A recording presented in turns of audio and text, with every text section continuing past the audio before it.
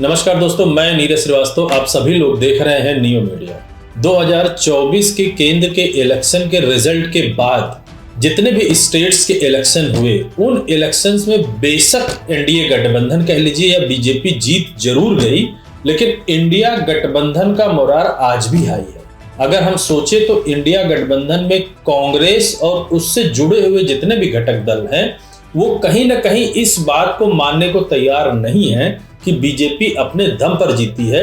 बहरहाल वो इस बात को कहने से नहीं चूकते कि इलेक्शन कमीशन और बीजेपी की साठगांठ की वजह से वो स्टेट्स के इलेक्शन हार रहे हैं। अगर आप गौर से देखें तो हरियाणा का इलेक्शन, उसके बाद महाराष्ट्र का इलेक्शन, पूरे देश की जनता महाराष्ट्र के इलेक्शन पर निगाहें लगाकर बैठी थी और जब रिजल्ट आता है तो उस समय सबको एक बात का एहसास तो हो चला था कि कहीं ना कहीं बीजेपी और इलेक्शन कमीशन आपस में मिले हुए हैं। ये बात हम नहीं बल्कि विपक्षी दल बहुत सूझबूझ के साथ और तरीके से कई बार बोल चुका है। विगत कुछ दिनों पहले अगर हम गौर करें तो जब दिल्ली का इलेक्शन हो रहा था या दिल्ली के इलेक्शन की वोटिंग हो गई थी, वोटिंग और काउंटिंग के बीच के दिन में राहुल गांधी जी ने इंडिया गठबंधन की एक प्रेस कॉन्फ्रेंस की। उस प्रेस कॉन्फ्रेंस में उद्धव ठाकरे के संजय राउत और एनसीपी के नेता भी मौजूद थे। उस प्रेस कॉन्फ्रेंस में उन्होंने बोला कि लगभग 39 लाख लोग ऐसे थे जो महाराष्ट्र के इलेक्शन में नए वोटर की तरह इंट्रोड्यूस किए थे। यानी कि हर सीट पर मैन टू मैन मार्किंग की बीजेपी ने इलेक्शन कमीशन के साथ और हर एक सीट पर उन्होंने उतने ही वोटर बढ़ाए जितने से इनको जीत दर्ज करनी थी। अब अगर आदमी को यह पता चल जाता है कि उसकी हार आम जनता की वजह से नहीं है, किसी सिस्टम की वजह से है, तो निश्चित तौर पर उनके कार्यकर्ताओं का मनोबल उतना ही मजबूत रहेगा जितना कि 2024 के केंद्र के इलेक्शन के रिजल्ट के बाद था। अगर यही हार स्वाभाविक होती तो निश्चित तौर पर कार्यकर्ताओं का मनोबल टूट जाता, लेकिन कार्यकर्ताओं का मनोबल इंडिया गठबंधन के कुछ महत्वपूर्ण घटक दल जो हैं उनके पास आज भी है।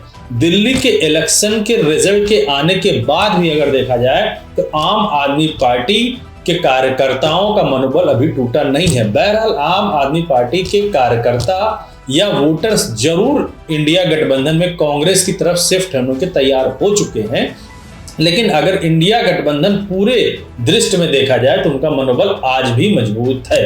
अब इंडिया गठबंधन के लिए आने वाले समय में एक सबसे बड़ा चैलेंज ये है कि इस चीज से वो कैसे पार पाए कि इलेक्शन कमीशन और बीजेपी दोनों लोग मिलके वोटर्स की संख्या बढ़ाते हैं और कहीं ना कहीं इलेक्शन जीत जाते हैं। ये बात कई बार राहुल गांधी जी विगत 6 महीनों से करते आ रहे हैं। जैसा वो पहले अगर आप गौर करिए अडानी और अंबानी को लेकर हमेशा बोलते रहे और उसका नतीजा हमें दिखना शुरू हो गया कि विदेशों में भी अडानी के नाम पर एफआईआर दर्ज हुई है और उनके खिलाफ केस चलना शुरू हो गया। इसी तरीके से अगर हम इधर गौर से देखें तो जो महाराष्ट्र के इलेक्शन का रिजल्ट आया और जो उसके पीछे का कारण समझ में आया, वो कहीं ना कहीं भारत देश की पूरी राजनीति और डेमोक्रेसी को चौंकाने वाला है। अब आने वाले समय में 2025 के अंत तक बिहार का इलेक्शन होना है, 2026 में अगर हम देखें तो बंगाल का इलेक्शन होना है और 2027 में उत्तर प्रदेश का इलेक्शन होना है। लेकिन अभी जितने भी इलेक्शंस हुए हैं अगर उसको हम गौर से देखें तो इस मैच का वो सिर्फ सेमीफाइनल ही रहा है। फाइनल आने वाले समय में बिहार का इलेक्शन ही है, क्योंकि बिहार के इलेक्शन का जो भी परिणाम होगा वो कहीं ना कहीं सीधे केंद्र को प्रभावित करेगा। इस बात का एहसास बीजेपी को पूर्णतया है। इसी वजह से बीजेपी ने अपने उन सारे हथकंडों को अप्लाई किया कि महाराष्ट्र, हरियाणा और दिल्ली के इलेक्शन को जीता जाए, क्योंकि झारखंड और जम्मू कश्मीर में उनको उस तरीके का सहयोग यानी कि इंस्टीट्यूशंस का सहयोग जम्मू और कश्मीर और झारखंड में नहीं मिलता जिस तरीके का उन्होंने महाराष्ट्र, हरियाणा और दिल्ली में प्राप्त किया। अब बात आती है सबसे बड़ी कि बिहार का। हम ऐसा क्यों कह रहे हैं कि बिहार के इलेक्शन का परिणाम सीधे केंद्र की सत्ता पर है। अगर हम गौर से देखें तो बिहार में जो एनडीए गठबंधन है वो जेडीयू के साथ है और चिराग पासवान जी के साथ। चिराग पासवान के पास 5 एमपी हैं और जेडीयू के पास 12 एमपी हैं। अगर हम दोनों को जोड़ दें तो ये बनते हैं 17 एमपी। कहीं न कहीं इंडिया गठबंधन की नींव रखने वाले नीतीश कुमार जी आज एनडीए में जरूर शामिल हैं।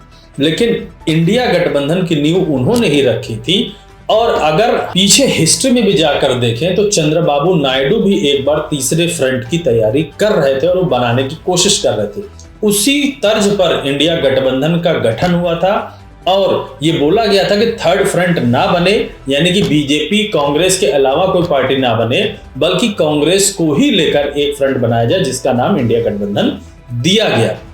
इस गठबंधन में नीतीश कुमार जी सबसे प्रमुख चेहरा थे और चंद्रबाबू नायडू कभी जो कि नीतीश कुमार के साथ कह लीजिए या इंडिया गठबंधन के साथ रहे हैं, वो भी कहीं ना कहीं इस बात को अपने दिल में रखे थे कि इंडिया गठबंधन के साथ जाया जाए। अब हम बिहार में होने वाले इलेक्शन को ध्यान से देखें तो ये समझ में आता है कि नीतीश कुमार को सीएम पद पर बने रहना है या उनको अपने उस सोच को दोबारा सामने ला के खड़ा करना है जो कभी इंडिया गठबंधन को बनाते समय उनके दिमाग में थी, यानी कि वो कहीं ना कहीं एक बार अपने दिल में आज भी उनके बैठा हुआ है वो पीएम बन सकते हैं।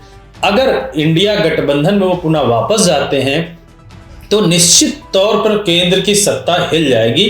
लेकिन देखना बड़ा दिलचस्प होगा कि क्या बिहार की राजनीति और जेडीयू खुद अपनी सत्ता बचा सकता है कि नहीं, क्योंकि ये इलेक्शन ऐसा है कि बीजेपी जरूर ये चाहेगी कि जेडीयू बाईपास हो जाए और उसकी सरकार वहां पर आए और मुख्यमंत्री बीजेपी का बने, क्योंकि पिछले कुछ सालों से लगातार बीजेपी के अंदर खेमे में ये आवाजें उठना शुरू हो गई हैं कि बीजेपी का यहाँ पे मुख्यमंत्री होना चाहिए। बहरहाल बीजेपी का जो आला कमान है यानी कि नरेंद्र मोदी जी और अमित शाह, ये दोनों चाहते हैं कि इस बार बीजेपी की सरकार पूर्ण बहुमत की बने, क्योंकि अगर पूर्ण बहुमत की सरकार नहीं बनती है तो नीतीश कुमार के ऊपर इतना ट्रस्ट नहीं किया जा सकता कि वो एनडीए गठबंधन में रहेंगे या नहीं रहेंगे। अगर नीतीश कुमार जी एनडीए गठबंधन तोड़ के इंडिया में आते हैं, यानी कि 12 एमपी के साथ वापस आएंगे और फिर चंद्रबाबू नायडू भी कहीं ना कहीं पलट सकते हैं, और जिनके पास 16 एमपी हैं, दोनों को अगर हम मिला लेते हैं तो 28 एमपी हो जाते हैं, जो कि कहीं ना कहीं सरकार गिराने में बहुत बड़ा अहम रोल निभा सकते हैं। और इन दोनों लोगों की महत्वाकांक्षा रही है पीएम बनने की, तो हो सकता है पीएम बनने के लिए भी पलट जाए। इस वजह से बीजेपी को ये पता है और बीजेपी वैसे ही तरीके से बिहार के भी इलेक्शन को लड़ने की कोशिश करेगी और कहीं ना कहीं वैसे ही रिजल्ट को दोहराने की कोशिश करेगी जैसे कि महाराष्ट्र में उन्होंने किया था। बहरहाल 5 स्टेट्स के इलेक्शन के बाद और 3-2 से बीजेपी या कह लीजिए इंडिया गठबंधन जो आगे चल रहा है, उसके बाद जो आम जनता में मैसेज है वो ये जरूर है कि कहीं ना कहीं बीजेपी और इलेक्शन कमीशन मिलकर वोटरों की संख्या में फेर बदलाव करता रहता है। अब इस बात का एहसास इंडिया गठबंधन को भी है, इसी वजह से इंडिया गठबंधन ने भी अपनी मुहिम तेज कर दी है। अगर हम गौर से देखें तो कुछ दिन पहले ही तेजस्वी यादव ने एक जनसभा को संबोधित किया और बम्पर भीड़ उसमें आई थी, यानी कि सीधे सीधे वो ये दिखाना चाह रहे थे एनडीए गठबंधन को कि केंद्र में जरूर वो कम पाए हैं, लेकिन जो इसके पहले इलेक्शन हुआ था उसमें आरजेडी सबसे बड़ी पार्टी थी और इस बार भी आरजेडी सबसे बड़ी पार्टी बनकर उभरेगी। अब बात आती है कि इंडिया गठबंधन के घटक दल की। इंडिया गठबंधन के इस घटक दल में अगर देखें तो आरजेडी और कांग्रेस ही 2 महत्वपूर्ण घटक दल हैं। अगर ये चाहते हैं कि बीजेपी को वहां रोका जाए तो निश्चित तौर पे इनको वैसे ही तरीके से काम करना होगा जिस तरीके से बीजेपी या कह लीजिए इंडिया गठबंधन काम कर रहा है। बहरहाल इंडिया गठबंधन नाम जरूर है लेकिन सब कुछ बीजेपी ही कर रही है, बाकी उसके सारे घटक दल ये मान के चल रहे हैं कि उनके हाथ में कुछ नहीं है। अगर बीजेपी एक कॉन्स्टिट्यूएंसी में अपने वोटर्स बढ़ा सकती है तो फिर इंडिया गठबंधन के कांग्रेस और आरजेडी को मिलकर भी इसी तरीके की कार्यवाही करनी चाहिए और डोर टू डोर कैंपेन करके आम जनता को जागरूक करना चाहिए कि किस तरीके से बीजेपी अब नए तरीके से आपके हक को मार रही है, यानी कि आप वोट दें या न दें उसका कोई महत्व नहीं है, वो अपने इंस्टीट्यूशन या मशीनरी के थ्रू सीटें जीत जाएंगे। अगर ये आम जनता तक मैसेज सर्कुलेट हो जाता है तो ये मान चलिए जैसे 2024 में एक लहर थी वही लहर बिहार में आएगी। और अगर कहीं इंडिया गठबंधन की सरकार बिहार में बन जाती है तो ये मान के चलिए कि केंद्र की सरकार गिर जाएगी। इस बात का एहसास बीजेपी को है, इसलिए बीजेपी ने जो 3 स्टेट्स ने किए हैं वो सिर्फ इसलिए किए हैं कि ताकि नीतीश कुमार और चंद्रबाबू नायडू को ये एहसास रहे कि हम जीत रहे हैं हर जगह और आने वाले समय में भी हम जीतेंगे, हारेंगे नहीं और हमारे साथ बने रहिए। बहरहाल आने वाले समय में क्या बिहार की राजनीति बोलती है, किस तरफ नीतीश कुमार जी जाते हैं या किस तरफ चिराग पासवान जी जाते हैं, ये देखना बड़ा दिलचस्प होगा। मेरे चैनल की पूरी निगाहें इस पर बनी हुई हैं। मैं अपने सारे दर्शकों से बोलता हूँ चैनल को ज़्यादा से ज़्यादा सब्सक्राइब करें, शेयर करें। धन्यवाद।